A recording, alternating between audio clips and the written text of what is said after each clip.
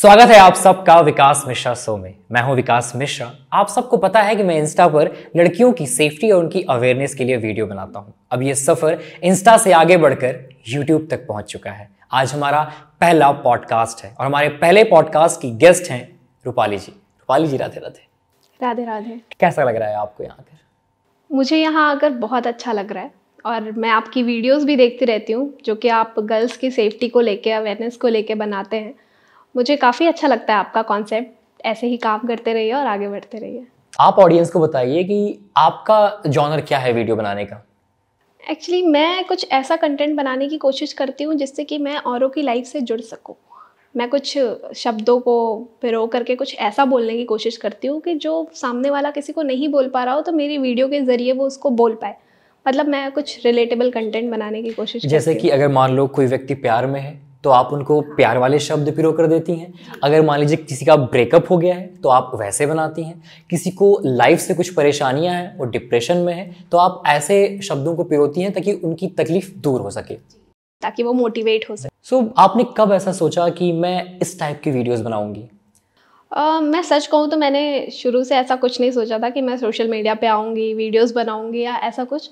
लेकिन हाँ, मतलब लोगों की लाइफ से कुछ रिलेटेबल करने का, कुछ लोगों को इंस्पायर करने का या उनकी प्रॉब्लम्स थोड़ी बहुत सॉल्व हो जाएँ, ये करने का एक बहुत पहले से था मेरे मन में। तो बस मैंने सारी चीज़ें समेट कर डिसाइड किया कि ये करते हैं और स्टार्ट किया। तो फिर ऑडियंस को ये बताइए कि आपका यूपी से लेकर मुंबई तक का सफ़र कैसा रहा और लड़कियों के लिए मुंबई कितनी सेफ है?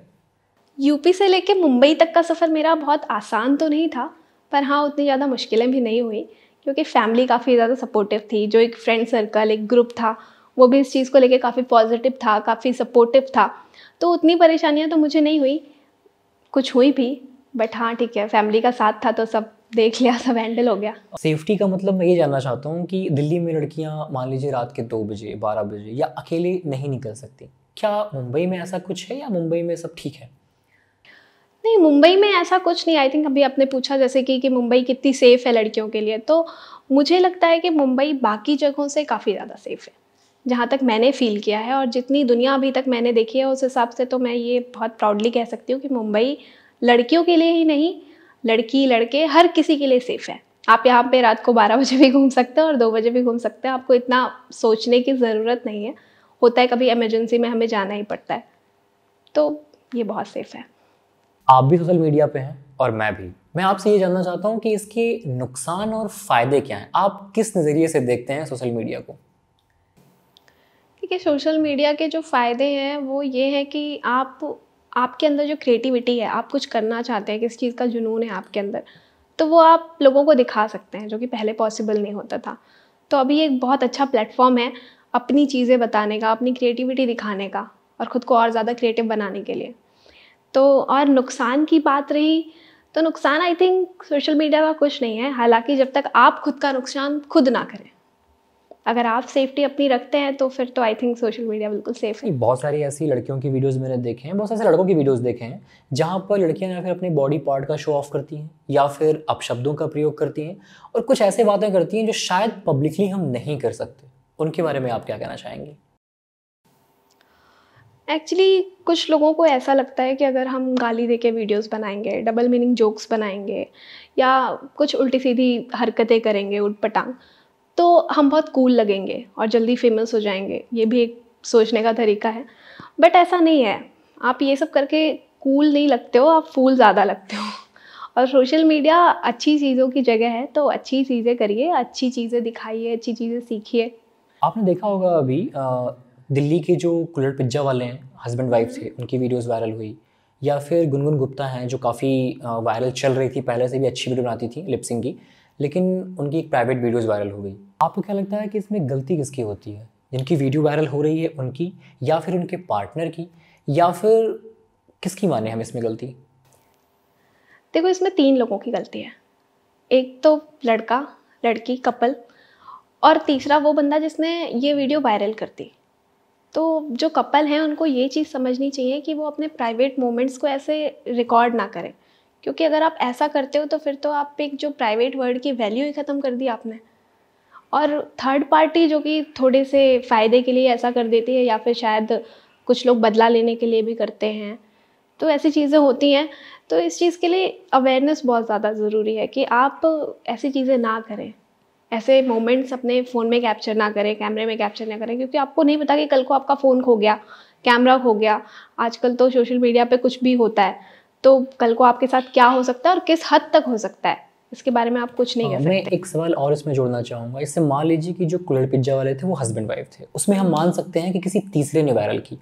लेकिन जो उस लड़की की वीडियो वायरल हुई उसमें तो 2 ही लोग थे, वो और जो वीडियोज़ में था, यानी कि वीडियो कॉल में जो चल रहा था।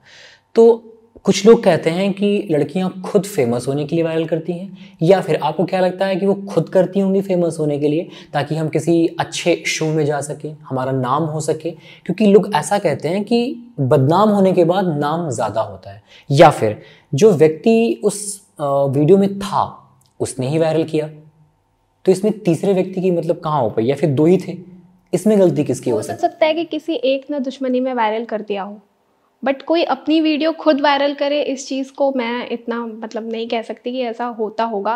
जहाँ तक मेरी थिंकिंग है, मुझे ऐसा नहीं लगता कि कोई खुद की वीडियो खुद वायरल कर सकता है। हाँ, किसी ने दुश्मनी में कर दी तो हो सकता है। काफ़ी लड़कियों को ऐसा लगता है कि अगर उनकी ऐसी वीडियोस वायरल हो जाती हैं, जैसे मान लीजिए कि गुनगुन गुप्ता वाले में सिर्फ 2 लोग थे, एक लड़की और उनका पार्टनर, तो उसमें कोई ऐसा तीसरा नहीं था जो वीडियो को वायरल कर सके। लेकिन बहुत सारी ऐसी लड़कियां हैं जो सोचती हैं कि अगर ऐसी वीडियो वायरल हो जाए तो मुझे अच्छे अच्छे शो मिलने लगेंगे, मुझे रियलिटी शो मिलने लगेगा, या मुझे म्यूजिक वीडियो मिलने लगेगा। और ऐसी बहुत सारी हैं इन्फ्लुएंसर जो ऐसी वीडियोस वायरल होने के बाद उनको अच्छे अच्छे काम मिलने लगे हैं।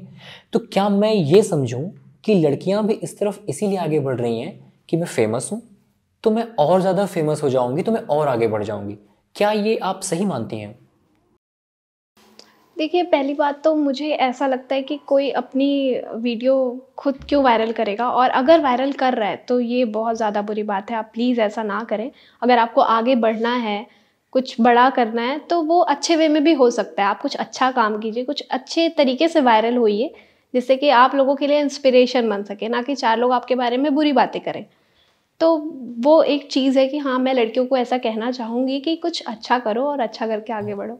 ऐसा मैंने कई बार देखा है कि रील्स फीड पर आ जाती हैं ऐसी ऐसी लड़कियां जो अपने बॉडी पार्ट्स को ही शो ऑफ करती हैं और अपने बॉडी पार्ट्स के नाम लेती हैं, और फिर कहती भी हैं कि मुझे कोई दिक्कत नहीं है, मुझे बस फेमस होना है, और उनका एक ही मकसद होता है कि वो फेमस हो। क्या ये रास्ता फेमस होने का सही है? देखिए, ऐसी वीडियोस तो मैंने सिर्फ लड़कियों की नहीं, लड़कों की भी देख रखी हैं, जो लड़के शर्टलेस होकर के वीडियोस बनाते हैं और उनको ऐसा लगता है कि शर्टलेस होकर के बॉडी दिखाना एक बहुत ही कूल थिंग है। ऐसा करके हम बहुत ही कूल लगेंगे, डूड लगेंगे। तो ये चीज़ सिर्फ लड़कियां नहीं करती, ये लड़के भी कर रहे हैं कि अपशब्द बातों का यूज़ करना, गंदे जोक्स, गंदी गालियाँ देना। और रही बात फेमस होने की, तो हर चीज़ के 2 रास्ते होते हैं, एक अच्छा और एक बुरा। तो आप अच्छा रास्ता चुनिए, कुछ अच्छा करिए, कुछ अच्छा दिखाइए, कुछ अपना ऐसा टैलेंट दिखाइए कि लोग आपसे इंस्पायर हों, कुछ अच्छा मैसेज दीजिए। बिल्कुल। मैं एक और सवाल ऐड करना चाहूँगा लड़कियों के ऊपर ही है कि बहुत सारी ऐसी लड़कियां हैं जो अब्यूज़ की जाती हैं, और शायद चाहे वो कॉलेज हो, स्कूल हो, मार्केट हो, या कभी कभी ऐसा होता है जो घर पे भी अब्यूज़ होती हैं।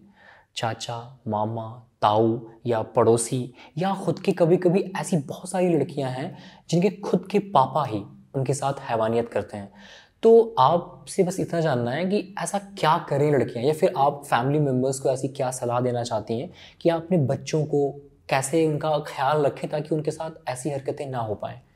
क्या आपको लगता है कि ऐसा है समाज में हमारे कि लड़कियां इतना अब्यूज़ होती हैं अपने परिवार में ही?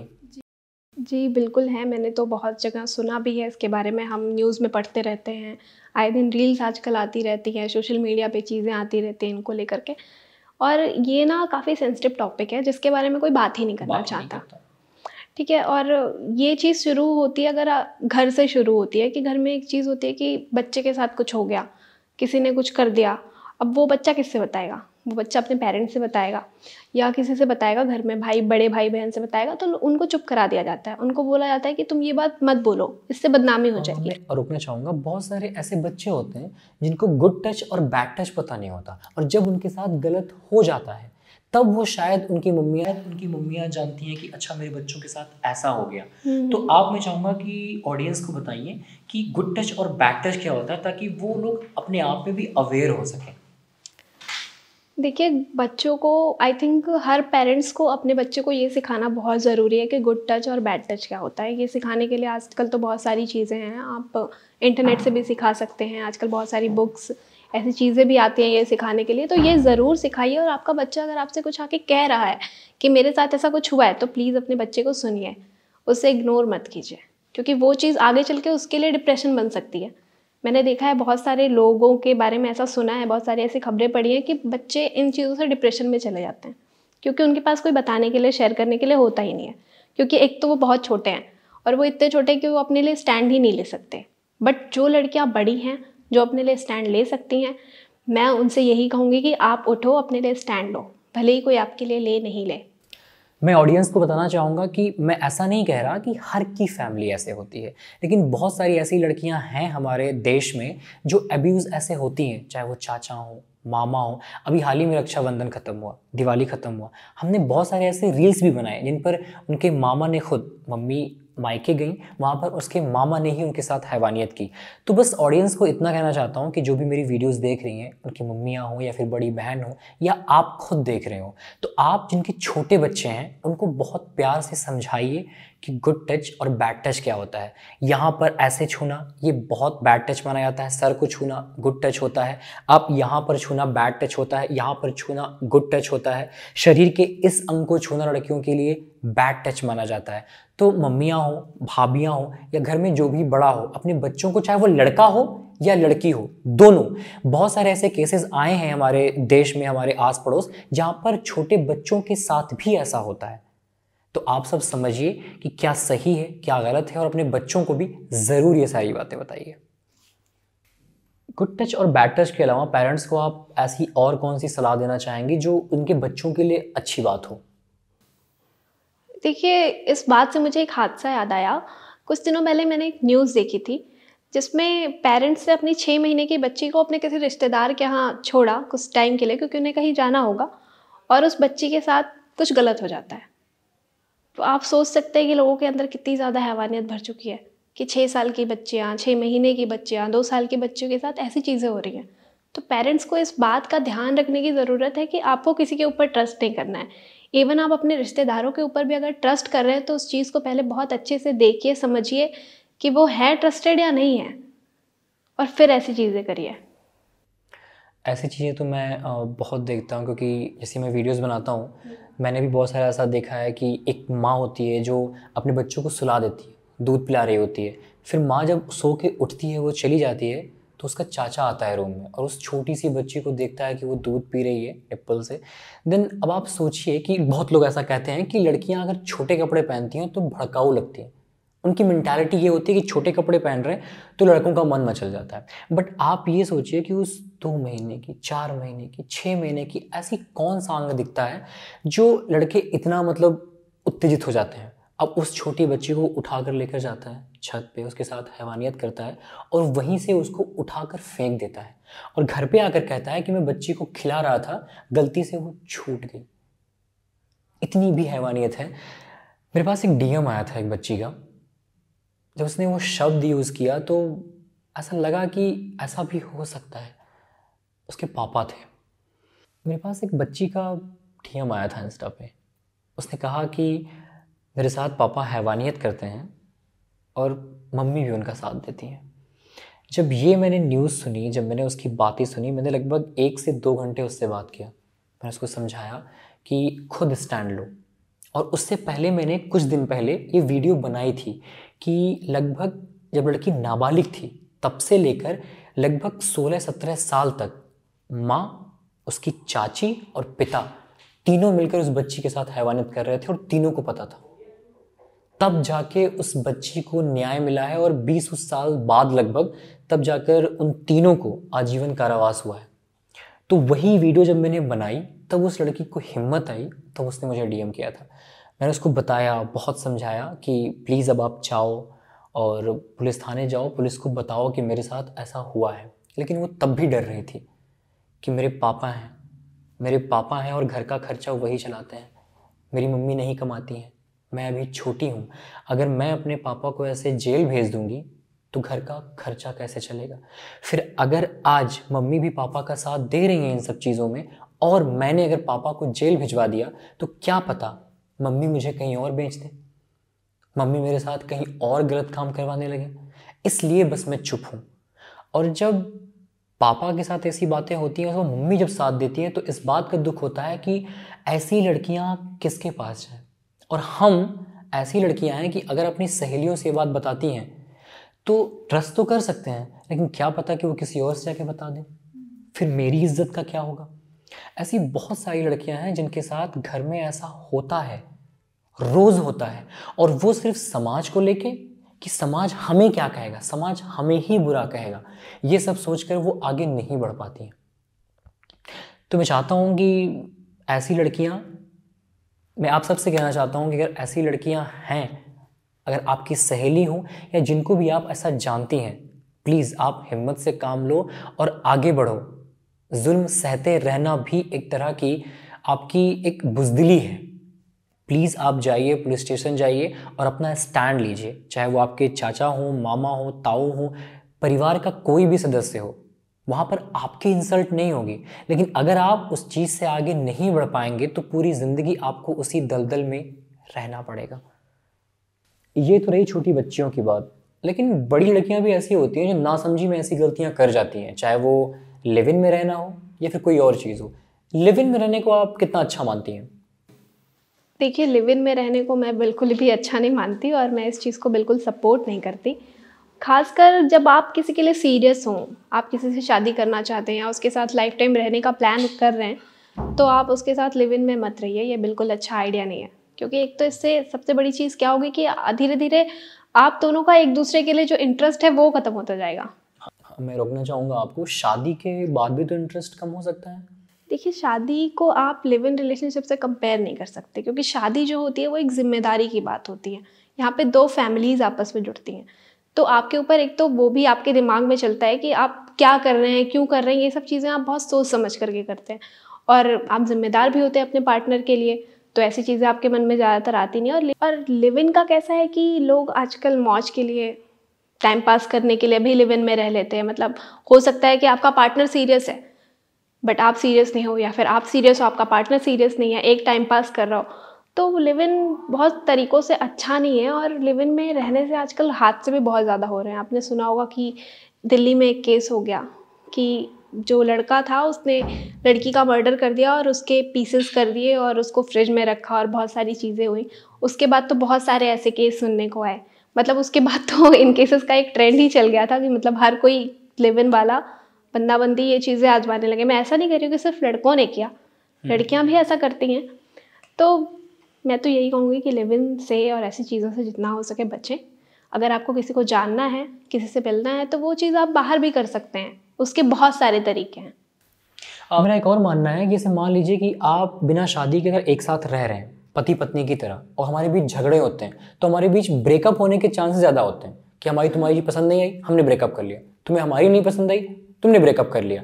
लेकिन जब शादी होने के बाद हम फैमिली के साथ रहते हैं तो हमारे बीच जब झगड़े होते हैं तो फैमिली भी इन्वॉल्व रहती है। तो वो कहती है कि हाँ, तुम्हारे बीच ये जो झगड़े हुए हैं, तुम इसे सही कर सकते हो, उसे सही कर सकते हो। और प्लस एक जिम्मेदारी की चीज़ भी होती है कि हमने शादी की है तो हमें निभाना है। लेकिन जब हम शादी के बिना रह रहे होते हैं तो हम तो सिर्फ मस्ती के लिए रह रहे हैं। आज हमें ये पसंद नहीं लगी, हमें कोई और पसंद आ गई तो हमने उसको निकाल के फेंक दिया, हमने किसी और को ले आया। आई थिंक लिव इन का मतलब यही होता है।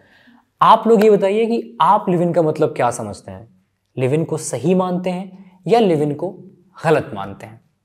एक सवाल और मन में आ रहा है कि टॉक्सिक रिलेशनशिप के बारे में आप क्या लोगों को बताना चाहेंगे कि इससे बचें कैसे? तो टॉक्सिक रिलेशनशिप से बचने का यही तरीका है कि आप उसको ख़त्म ही कर दें। इससे बचने का और कोई तरीका नहीं है। आप अगर ऐसा सोचते हैं कि आप उस पर्सन को बदल लेंगे या फिर चीज़ें आप पहले जैसी कर देंगे और फिर सब कुछ कंटिन्यू करेंगे, तो ऐसा कुछ नहीं होने वाला। जितनी जल्दी हो सके वहाँ से निकल जाइए, अपनी दूसरी अच्छी लाइफ स्टार्ट कीजिए, खुश रहिए और ऐसे लोगों से दूर रहिए जो टॉक्सिक हो। रुमाला जी, थैंक यू सो मच, आपने बहुत सारी अच्छी बातें बताई। लास्ट में मैं अपने ऑडियंस से यही कहना चाहता हूँ कि जो हमारे वीडियोज़ बनाने का मुहिम है, बच्चियों की सेफ्टी और उनकी अवेयरनेस, चाहे वो छोटी बच्चियाँ हों उनके साथ जो अब्यूजिंग होती है उनके लिए, या फिर जो बड़ी लड़कियाँ जो लिव इन में रहती हैं या फिर ऐसे रिलेशन में रह रही हैं जिनके लिए बहुत ज़्यादा टॉक्सिक होता जा रहा है, क्योंकि उनका पार्टनर जो है उन्हें मारता भी है और गालियां भी देता है, लेकिन फिर भी उस रिलेशन में वो इसलिए रहती हैं, कहती हैं कि बहुत प्यार करता है, या फिर बहुत सारे रीज़न हो सकते हैं। लेकिन एक बात आप ये समझ लीजिए कि जो बंदा आपके ऊपर एक बार हाथ उठा देगा वो जीवन भर आप पर हाथ उठाता ही रहेगा। जब वो पहली बार हाथ उठाए तो विरोध करना सीखो, जब पहली बार माँ बहन की गाली दे तो विरोध करना सीखो, वरना ज़िंदगी भर आप उस रिलेशन से बाहर नहीं आ पाएंगी। रही बात छोटी बच्चियों की, मैं उनकी फैमिली से कहना चाहूँगा कि अपनी बच्चियों का ध्यान बहुत रखिए, किसी पर भी भरोसा मत रखिए, और किसी पर भी भरोसा इसलिए भी मत कीजिए क्योंकि आज का ज़माना बहुत ख़राब है। आप किसी के हाथ में अपनी बच्ची को देकर चले जाते हैं और वो उसके साथ गलत कर सकते हैं। मैं आऊँगा बॉयफ्रेंड या गर्लफ्रेंड भी कहना चाहता हूँ कि प्यार करो, बहुत अच्छी बात है, लेकिन जब तक प्यार रहे तब तक प्यार करो। जब प्रेम में आप एक बार आ जाओ तो उसकी इज्जत करो, चाहे वो लड़का हो या लड़की, क्योंकि मेरे ख्याल से प्यार अगर आप कर रहे हैं तो प्रेम जो है आप प्यार कह लें, वो साथ चलते रहने का नाम है। ये नहीं कि आज हम 1 महीना किसी और के साथ रहे, फिर 2 महीना किसी और के साथ, फिर शादी किसी और के साथ। अगर आप ऐसा करेंगे तो जीवन भर आप सिर्फ ऐसे बिस्तर की तरह पर्सन बदलते रहेंगे। अपना ख्याल रखिए, बहुत सारा प्यार, और इस वीडियो को शेयर कीजिए, सब्सक्राइब कीजिए, और हाँ, कमेंट करके ये बताइए कि आपको आज का ये पॉडकास्ट कैसा लगा। Thank you so much Rupali ji यहाँ आने के लिए। एक बार फिर से आपको राधे राधे। राधे राधे।